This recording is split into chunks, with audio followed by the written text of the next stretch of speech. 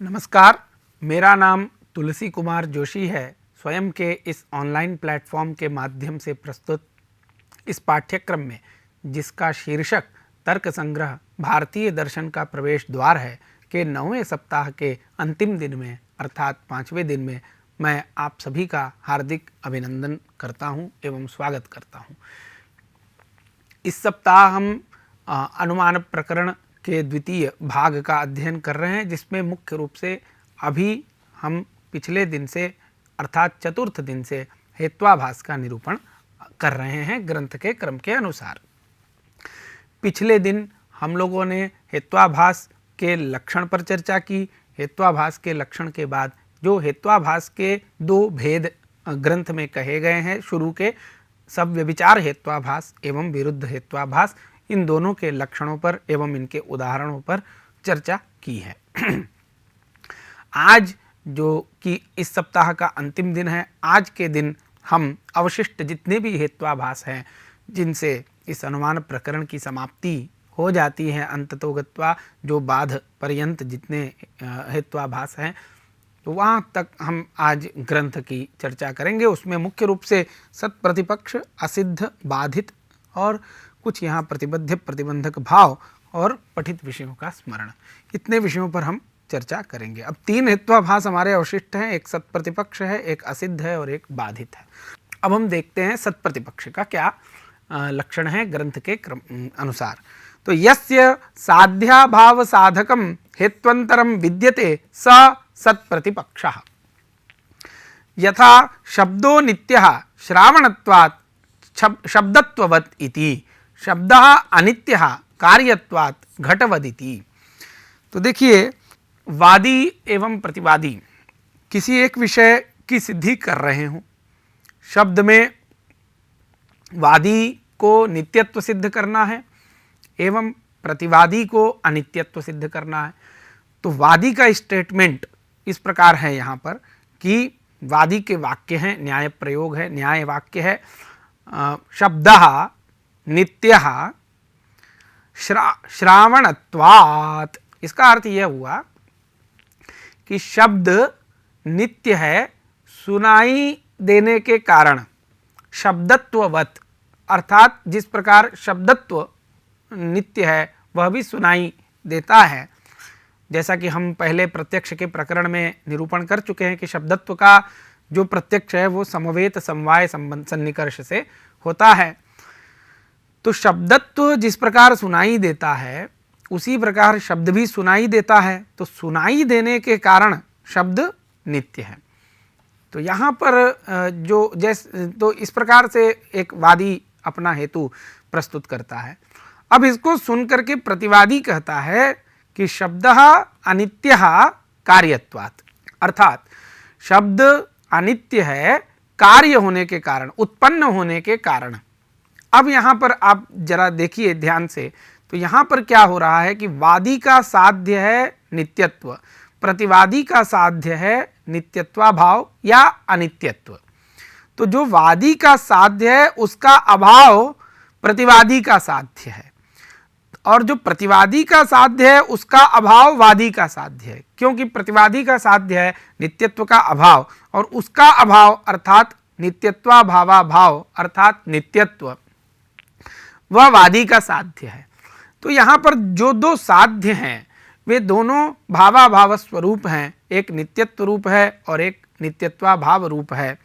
तो ऐसी स्थिति में जो नित्यत्व का साधक जो हेतु है, यहाँ पर जो वादी का जो साध्य है नित्यत्व, उसका साधक जो हेतु है श्रावणत्व हेतु, उस हेतु से नित्यत्व की सिद्धि हो रही है। किंतु नित्यत्व के अभाव अर्थात साध्य के अभाव का साधक दूसरा हेतु जो प्रतिवादी के द्वारा उपस्थापित हेतु है, वह है कार्यत्व हेतु। उसके होने के कारण यह जो प्रयोग है, अनुमान प्रयोग है, यह इस अनुमान प्रयोग में जो हेतु है, दोनों हेतु, चाहे वादी का हेतु हो श्रावणत्व अथवा प्रतिवादी का हेतु हो कार्यत्व, ये दोनों ही हेतु सत्प्रतिपक्षित हेतु कहलाते हैं, अर्थात दुष्ट हेतु कहलाते हैं। ऐसी स्थिति में न दोनों को अनुमिति हो सकती है, न वादी को अनुमिति हो सकती है, न प्रतिवादी की अनुमिति हो सकती है। प्रतिवादी जिस साध्य की सिद्धि कर रहा है पक्ष में, न तो उसकी सिद्धि हो सकती है और न ही वादी जिस साध्य की सिद्धि कर रहा है पक्ष में उसकी भी सिद्धि हो सकती है, क्योंकि दोनों के साध्य के अभाव का साधक अलग अलग हेतु यहाँ पर उपस्थित है। तो ऐसे हेतुओं को भी हेत्वाभास कहते हैं। प्रायः जैसे कोर्ट केस वगैरह में ऐसे हेतु बहुत सारे हम लोगों को देखने को मिलते हैं। तो ऐसे हेतुओं से न तो वादी की सिद्धि हो सकती है न तो प्रतिवादी की सिद्धि हो। अब यहाँ पर फिर हेतुओं का हम परीक्षण करते हैं।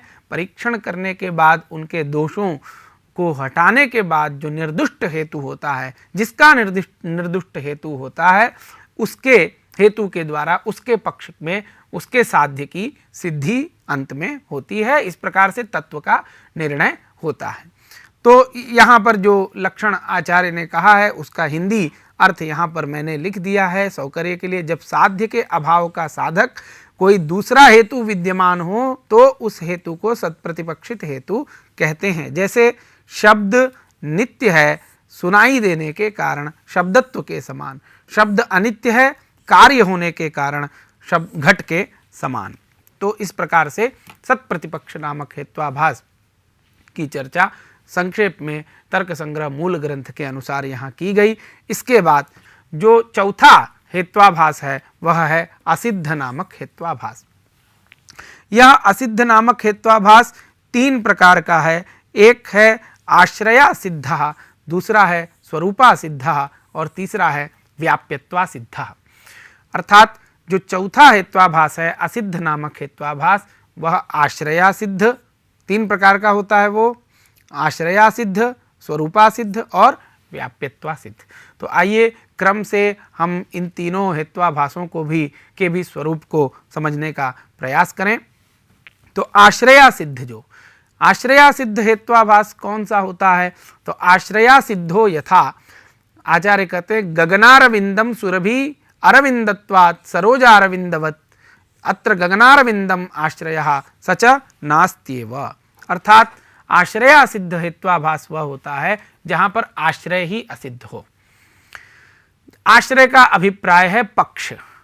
पक्ष ही अप्रसिद्ध यदि हो जाए, कोई ऐसा अनुमान प्रयोग कर दे जिस अनुमान प्रयोग में जो पक्ष है जिसमें कि साध्य की सिद्धि करनी है वह पक्ष ही यदि अप्रसिद्ध हो, तो ऐसी स्थिति में वहां पर जो हेतु होता है उस अनुमान प्रयोग में वह आश्रया सिद्ध हेत्वाभास कहलाता है। जैसे यहाँ पर जो उदाहरण आकाश देते हैं, आचार्य देते हैं, वो कहते हैं कि आकाश का जो कमल है वह सुगंधित है, कमल होने के कारण जलाशय के कमल के समान।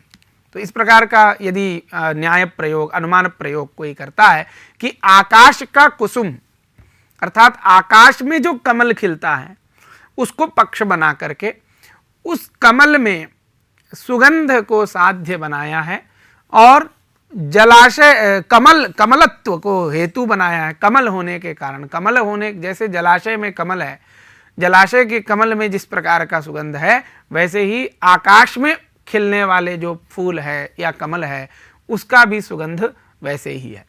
तो इस प्रकार का यदि न्याय प्रयोग कोई करता है तो यहाँ पर जो पक्ष है आकाश के कमल अथवा आकाश के फूल, वो पक्ष ही असंभव है, वह पक्ष ही अप्रसिद्ध है, वह पक्ष ही नहीं है।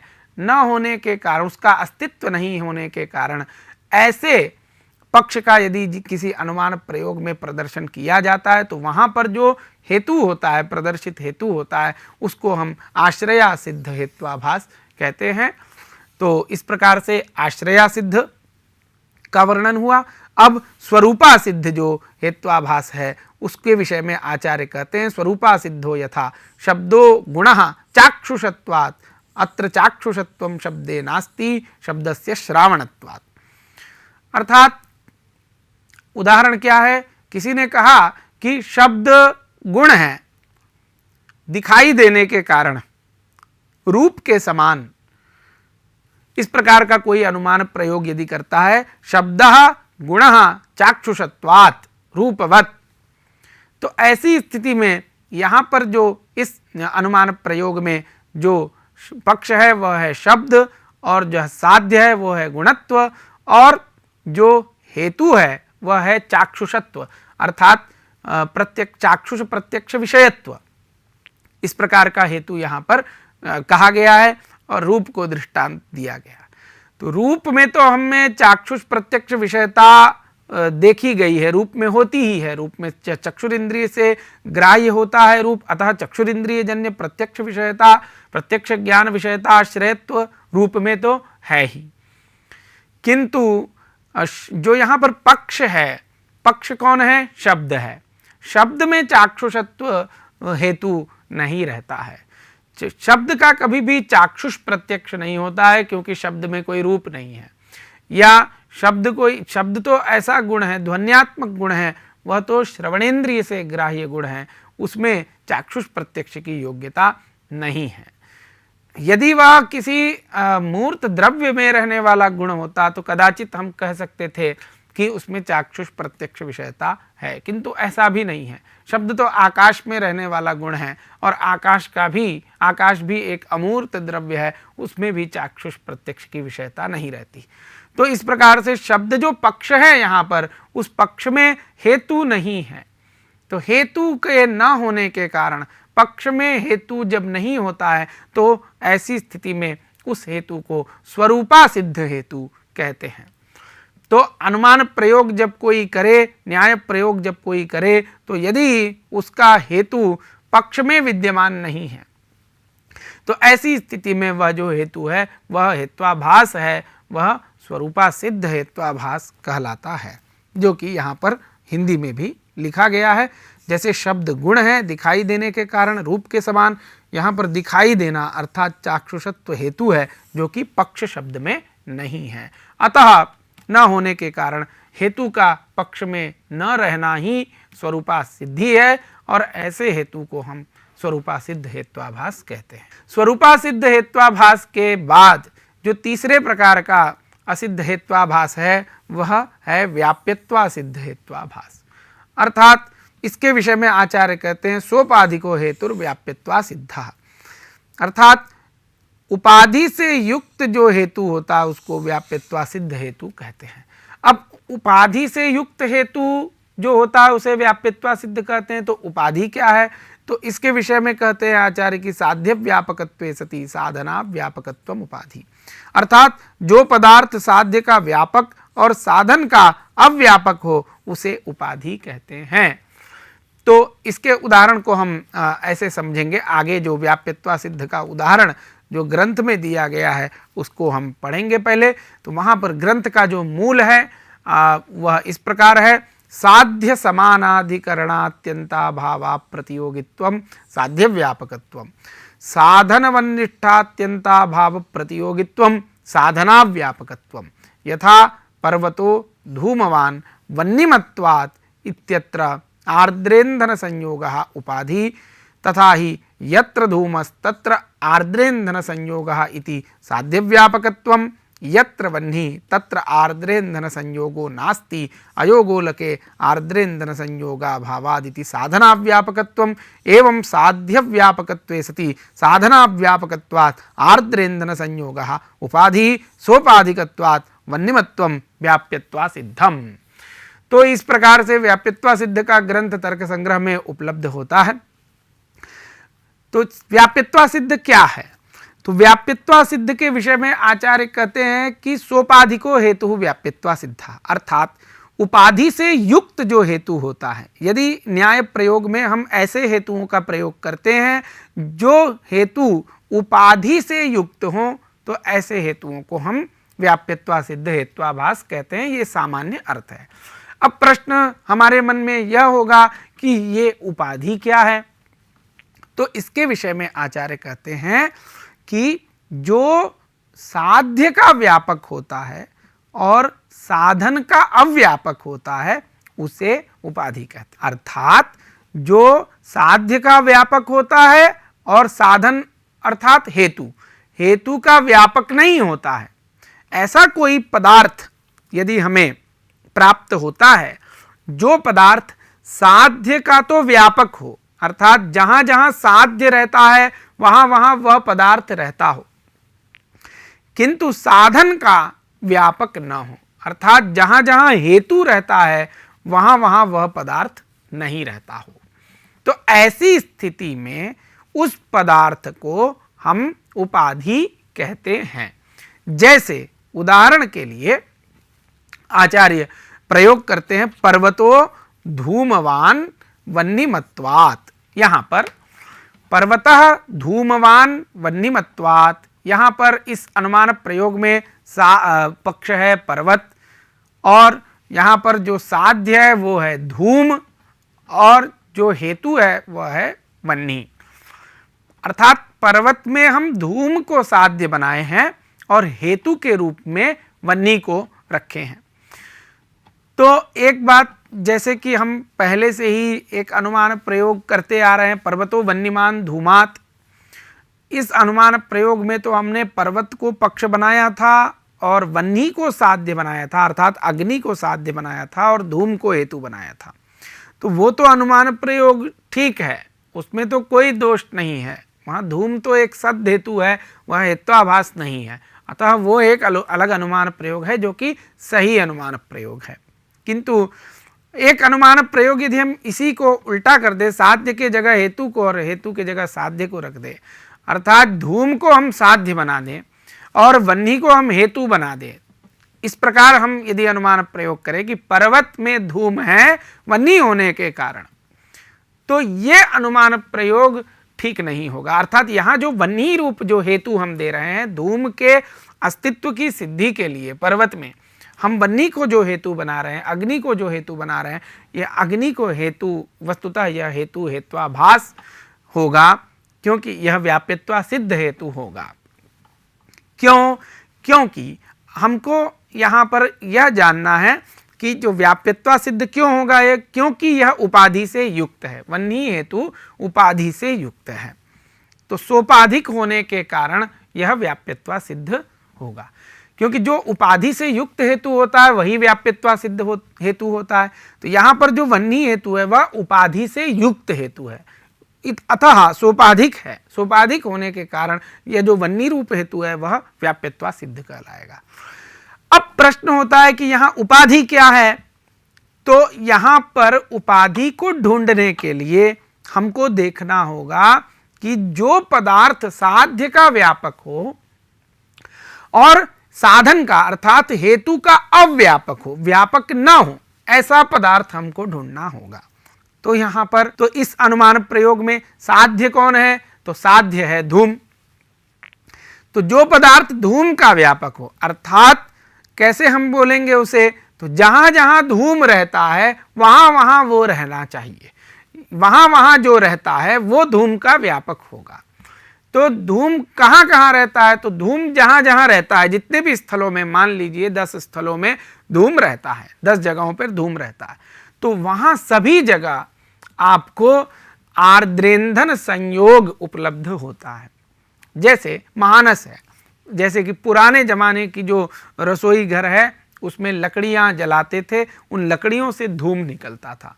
अब लकड़ियों से धूम निकलता था तो धूम उन लकड़ियों में है, और वो लकड़ियों में क्यों धूम निकल रहा है, क्योंकि वहां पर थोड़ा सा लकड़ी गीली है, हल्की सी आर्द्रता उसमें विद्यमान है। तो आर्द्र जो ईंधन है, जब भी ईंधन, अग्नि का जो ईंधन है वह ईंधन यदि आर्द्र होगा, थोड़ा गीलापन उसमें होगा, कोई जल का अंश होगा, तो उस ईंधन से धूम अवश्य उत्पन्न होगा। तो जहाँ जहाँ पर धूम रहता है उस लकड़ी में, उस स्थल पे, वहाँ पर आर्द्रेंधन संयोग भी है। जहाँ महानस, मान लीजिए वो महानस है, एक रसोई घर है, तो रसोई घर में धूम रहता है तो वहाँ पर आर्द्रेंधन का संयोग भी विद्यमान है, वहाँ पर कोई आर्द्र ईंधन विद्यमान होने के कारण ही वहाँ धूम उत्पन्न हो रहा है। तो जहाँ जहाँ धूम रहता है वहाँ वहाँ आर्द्र ईंधन का संयोग रहता है। तो इस प्रकार हमको धूम का व्यापक क्या मिल गया पदार्थ, आर्द्र ईंधन संयोग, ये एक धूम का व्यापक पदार्थ हुआ, और धूम ही साध्य है, इसलिए साध्य का व्यापक हुआ आर्द्र ईंधन संयोग, आर्द्र ईंधन संयोग। अब हमको देखना है कि ये आर्द्र ईंधन संयोग क्या हेतु का अर्थात साधन का, वह्नि का भी व्यापक है। यदि यह वह्नि का व्यापक होगा तब तो कोई दिक्कत नहीं है, कोई समस्या नहीं है। लेकिन यदि यह आर्द्र ईंधन संयोग वह्नि का व्यापक नहीं हुआ तो ऐसी स्थिति में यह आर्द्र ईंधन संयोग उपाधि कहलाएगा, क्योंकि जो साध्य का व्यापक होता है और साधन अर्थात हेतु का अव्यापक होता है उसे हम उपाधि कहते हैं। तो अब हम चेक करते हैं कि क्या आर्द्र ईंधन संयोग वह्नि का व्यापक है। तो इसको कैसे चेक करेंगे, तो जहां जहां वह्नि रहता है या अग्नि रहता है, आग रहता है, वहां वहां आर्द्र ईंधन संयोग रहता है क्या। तो यदि हम इसका परीक्षण करते हैं तो हम पाते हैं कि नहीं, ऐसा नहीं होता है। लोहे में भी आग रहता है किंतु वहां पर आर्द्र ईंधन का संयोग नहीं रहता है। अयोगोलक उसे कहते हैं संस्कृत भाषा में। तो अयोगोलक जो विशेष रूप से लोहा का जहाँ पर कार्य होता है वहाँ पर आप देख सकते हैं, तो एक रॉड टाइप का होता है, उस रॉड में आगे की ओर पूरा आग लाल एकदम रहेगा, वो पूरा आग रहता है वहाँ। तो अयोगोलक उसको कहते हैं। तो अयोगोलक में आग है, लेकिन आग होने पर भी वहाँ पर आर्द्र ईंधन का संयोग नहीं है। तो इसका मतलब यह हुआ कि ये जो आर्द्र ईंधन संयोग है वो वह्नि का व्यापक नहीं हुआ, क्योंकि जहां जहां वह्नि रहता है वहां वहां आर्द्र ईंधन का संयोग नहीं रहता है। तो इसलिए आर्द्र ईंधन संयोग नहीं रहने के कारण आर्द्र ईंधन संयोग साधन का अव्यापक है और साध्य जो धूम है उसका व्यापक है।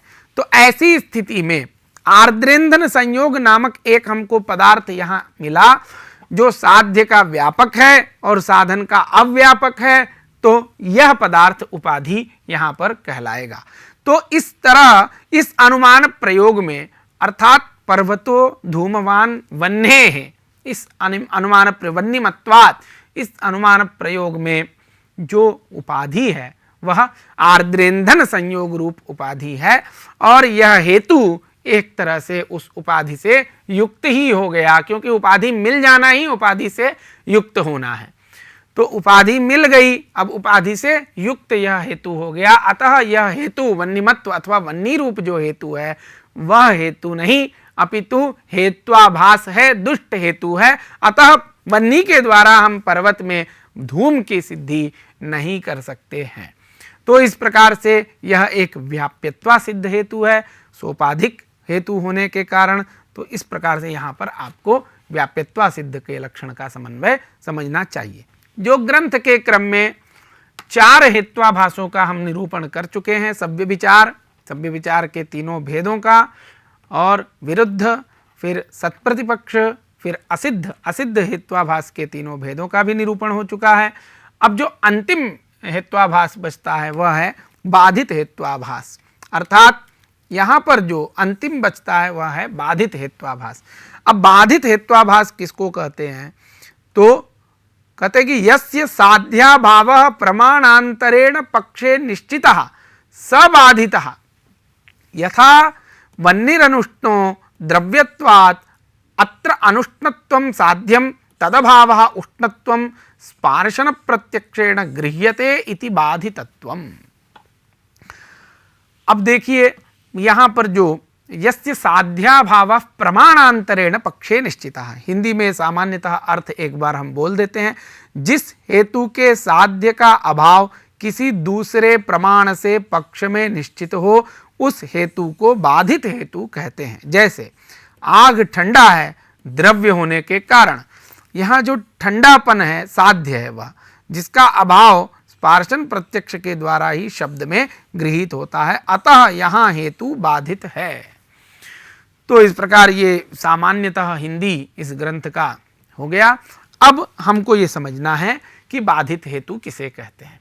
तो आचार्य कहते हैं कि यस्य साध्याभावः, अर्थात जिस हेतु के साध्य का अभाव प्रमाणांतरेण, प्रमाणांतरेण का अर्थ है दूसरे प्रमाण से, किसी दूसरे प्रमाण से, इस अनुमान प्रमाण जिसका आप प्रयोग कर रहे हैं उसको छोड़ करके किसी अन्य प्रमाण से, किसी दूसरे प्रमाण से पक्ष में यदि साध्य के अभाव का निश्चय हो गया तो ऐसी स्थिति में वह हेतु बाधित हेतु कहलाता है, अर्थात पांचवा जो हेत्वाभास है बाधित हेत्वाभास कहलाता है। जैसे किसी वादी ने एक अनुमान प्रयोग किया कि वह्निः अनुष्णः कुतः द्रव्यत्वात्, इस प्रकार का अनुमान प्रयोग किसी वादी ने किया, अर्थात वह्नि अर्थात आग ठंडा है, अनुष्ण है, अनुष्णत्व यहां पर साध्य है। तो आग में आग को पक्ष बना करके अनुष्णत्व अर्थात ठंडेपन को साध्य बनाया और हेतु के रूप में उसने कहा द्रव्य होने के कारण। जैसे जल है, जल भी एक द्रव्य है, द्रव्य है इसलिए उसमें ठंडापन हम देखते हैं, उसमें अनुष्णत्व है। तो उसी प्रकार आग भी एक द्रव्य है, तो आग भी एक द्रव्य है तो वो भी ठंडा है। तो इस प्रकार से उसने अनुमान प्रयोग किया। तो यह जो अनुमान प्रयोग है, इस अनुमान प्रयोग में जो हेतु का प्रदर्शन उसने किया, द्रव्यत्व अर्थात द्रव्य होना, द्रव्यत्व जाति को हेतु जो बनाया, वह हेतु बाधित हेतु है। क्यों? क्योंकि यहाँ इस हेतु का जो साध्य है ठंडापन या अनुष्णत्व जो साध्य है, उस अनुष्णत्व का अभाव अर्थात ठंडेपन का अभाव का अभिप्राय यहाँ पर है उष्णत्व से, गर्मी से। तो वो जो उष्णत्व है वह उष्णत्व हमें अग्नि में अर्थात पक्ष में वह उष्णत्व हमें स्पर्शन प्रत्यक्ष अर्थात त्वगिंद्रिय से जब हम अग्नि का स्पर्श करेंगे तो स्पर्श करने पर हमें उष्ण स्पर्श की प्रतीति होती है प्रत्यक्ष प्रमाण से। तो स्पर्शन प्रत्यक्ष जो हमें होता है, त्वगिंद्रिय से जन्य जो स्पर्शन प्रत्यक्ष है उष्णत्व का, वहाँ पर जो है प्रमाण जो दूसरा प्रमाण है प्रत्यक्ष प्रमाण अर्थात त्वगिंद्रिय रूप जो प्रमाण है, उसके द्वारा हमें उस पक्ष में जिस पक्ष में वह उष्णत्व का अभाव सिद्ध कर रहा है अर्थात अनुष्णत्व सिद्ध कर रहा है, उस पक्ष में हमें उष्णत्व का ज्ञान दूसरे अर्थात प्रत्यक्ष, यहाँ पर प्रकृति में प्रत्यक्ष प्रमाण है, अन्य प्रमाणों से भी हो सकता है। तो यहाँ पर प्रत्यक्ष प्रमाण से ही हमको वह्नि में गर्मी जो होती है उसका ज्ञान तो हमें सभी को है ही। तो ऐसी स्थिति में जो वादी के साध्य का अभाव पक्ष में यहाँ पर दूसरे प्रमाण से निश्चित होने के कारण वादी ने जिस हेतु का प्रयोग किया है द्रव्यत्व, वह हेतु बाधित हेतु हेत्वाभास कहलाता है। क्योंकि जिस हेतु के साध्य के अभाव का निश्चय पक्ष में किसी दूसरे प्रमाण से हो, उस हेतु को हम बाधित हेत्वाभास कहते हैं। तो यहाँ पर वह्निः अनुष्णः द्रव्यत्वात्, इस अनुमान प्रयोग में जो हेतु है मतलब जो साध्य है, क्या साध्य है यहाँ पर? तो साध्य है अनुष्णत्व अर्थात उष्णत्वाभाव। तो उष्णत्वाभाव के अभाव का अर्थात उष्णत्वाभावाभाव मतलब उष्णत्व, उष्णत्व का निश्चय हमें पक्ष में अर्थात पक्ष यहाँ कौन है? वह्नि आग। उस पक्ष में स्पर्शन प्रत्यक्ष से साध्याभाव का निश्चय दूसरे प्रमाण से स्पर्शन प्रत्यक्ष से हमें यहाँ पर हो रहा है। त्वगिंद्रिय रूप दूसरे प्रमाण से यहाँ पर साध्याभाव का निश्चय अग्नि में हो रहा है। तो ऐसी स्थिति में प्रमाणांतर से साध्याभाव का निश्चय होने के कारण यहाँ जो हेतु है द्रव्यत्व हेतु, यह बाधित हेत्वाभास कहलाता है। तो इस प्रकार से यह हेत्वाभास के क्रम में अंतिम हेत्वाभास का निरूपण तर्क संग्रह मूल ग्रंथ के आधार पर यथा संक्षेप में करने का प्रयास किया गया। इसी के साथ इस सप्ताह की समाप्ति भी यहाँ पर होती है और यह सप्ताह अत्यंत महत्वपूर्ण सप्ताह था। क्योंकि हम सभी इन दोनों सप्ताहों में विशेष रूप से अनुमान प्रकरण को ही पढ़े थे। यहाँ पर मैं किसी पठित पाठ्य सामग्री का उल्लेख नहीं करूँगा क्योंकि ग्रंथ का क्रम आपको तैयार होना चाहिए। ग्रंथ के क्रम को ही देखिए, ग्रंथ के क्रम के अनुसार ही जिन विषयों का अध्यापन इस सप्ताह में कराया गया है, उन सभी विषयों से संबंधित ग्रंथ में उल्लिखित जितने भी विषय हैं उनसे संबंधित प्रश्न आपको असाइनमेंट में पूछे जाएंगे। तो आज के व्याख्यान की समाप्ति हम यहीं पर करते हैं। बहुत बहुत धन्यवाद।